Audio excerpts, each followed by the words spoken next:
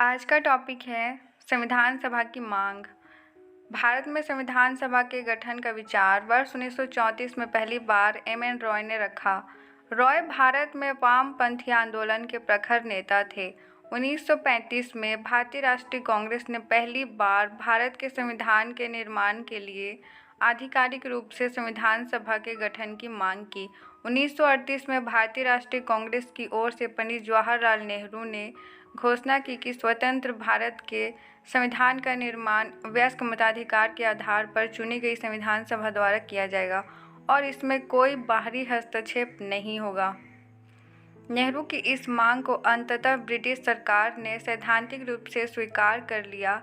इसे सन 1940 के अगस्त प्रस्ताव के नाम से जाना जाता है।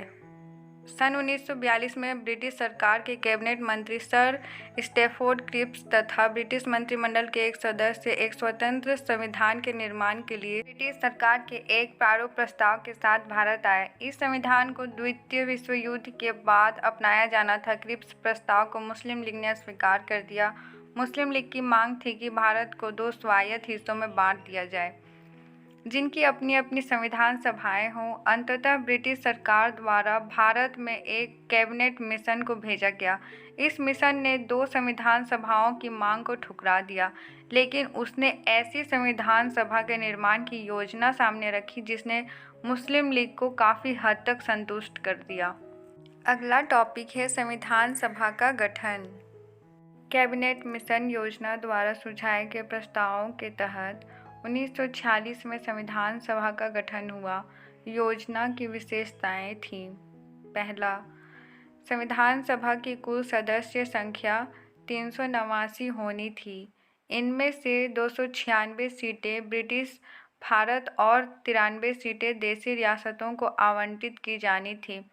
ब्रिटिश भारत को आवंटित की गई 296 सीटों में 292 सदस्यों का चयन 11 गवर्नरों के प्रांतों और 4 का चयन मुख्य आयुक्तों के प्रांतों प्रत्येक में से एक से किया जाना था। हर प्रांत व देशी रियासतों अथवा छोटे राज्यों के मामले में राज्यों के समूह को उनकी जनसंख्या के अनुपात में सीटें आवंटित की जानी थी। मोटे तौर पर कहा जाए तो प्रत्येक 10 लाख लोगों पर 1 सीट आवंटित की जानी थी। प्रत्येक ब्रिटिश प्रांत को आवंटित की गई सीटों का निर्धारण 3 प्रमुख समुदायों के बीच उनकी जनसंख्या के अनुपात में किया जाना था।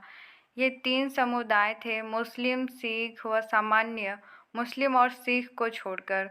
प्रत्येक समुदाय के प्रतिनिधियों का चुनाव प्रांतीय असेंबली में उस समुदाय के सदस्यों द्वारा किया जाना था और एकल संक्रमणीय मत के माध्यम से समानुपातिक प्रतिनिधित्व तरीके से मतदान किया जाना था। देशी रियासतों के प्रतिनिधियों का चयन रियासतों के प्रमुखों द्वारा किया जाना था। अतः यह स्पष्ट था कि संविधान सभा आंशिक रूप से चुनी हुई और आंशिक रूप से नामांकित निकाय थी। इसके अलावा सदस्यों का चयन अप्रत्यक्ष रूप से प्रांतीय व्यवस्थापिका के सदस्यों द्वारा किया जाना था, जिनका चुनाव एक सीमित मताधिकार के आधार पर किया गया था। संविधान सभा के लिए चुनाव जुलाई-अगस्त 1946 में हुआ। ब्रिटिश भारत के लिए आवंटित 296 सीटों हेतु इस चुनाव में भारतीय राष्ट्रीय कांग्रेस को 208, मुस्लिम लीग को 73 तथा छोटे समूह व स्वतंत्र सदस्यों को 15 सीटें मिली। हालांकि देशी रियासतों को आवंटित की गई 93 सीटें भर नहीं पाई क्योंकि उन्होंने खुद को संविधान सभा से अलग रखने का निर्णय लिया।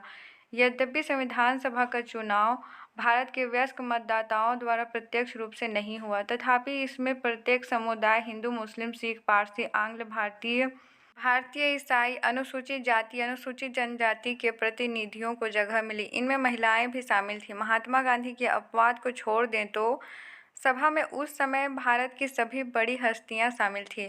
अगर आपको वीडियो सही लगी हो तो please like, share and subscribe जरूर कीजिए। धन्यवाद।